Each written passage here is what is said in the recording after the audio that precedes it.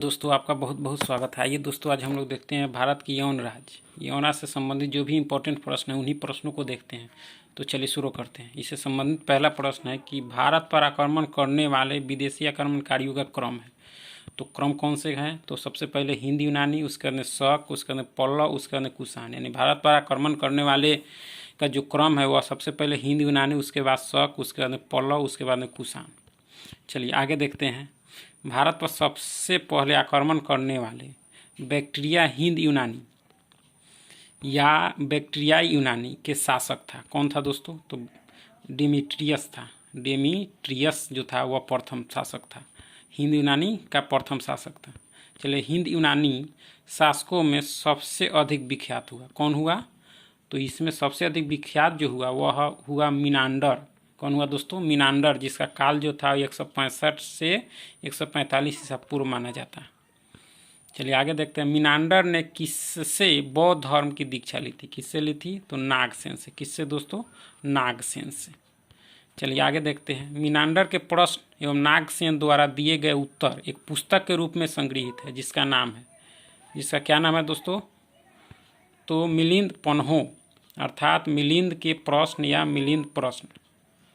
चलिए आगे। भारत में सबसे पहले सोने के सिक्के जारी किए किसने जारी किए? तो हिंद यूनानियों ने ही सबसे पहले सोने के सिक्के जारी किए थे भारत में।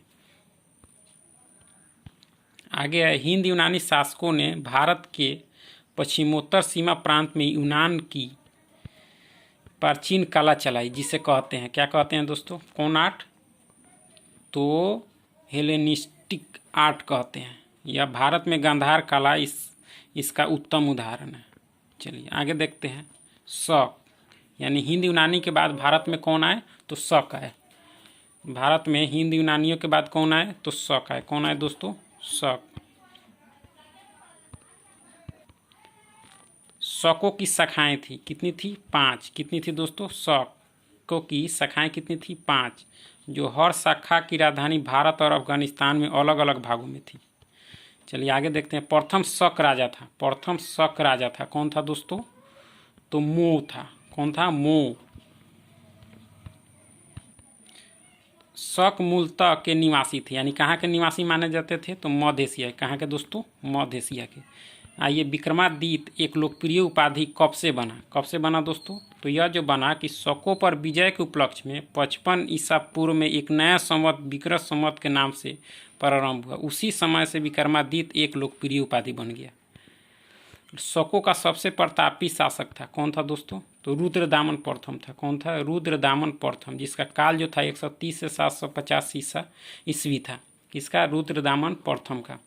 गुजरात के बड़े भागों पर यह शासन किया था। कौन? रुद्रदामन प्रथम।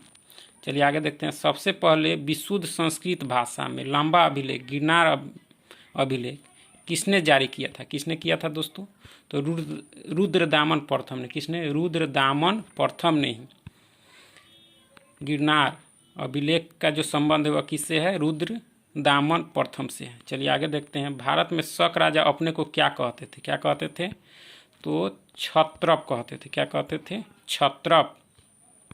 आगे है विक्रम संवत की शुरुआत हुई। विक्रम संवत की जो शुरुआत हुई थी वह कब से हुई थी? शकों पर विजय के उपलक्ष्य में 58 ईसा पूर्व में। किसकी शुरुआत हुई थी? तो विक्रम संवत की। चलिए बहुत बहुत धन्यवाद।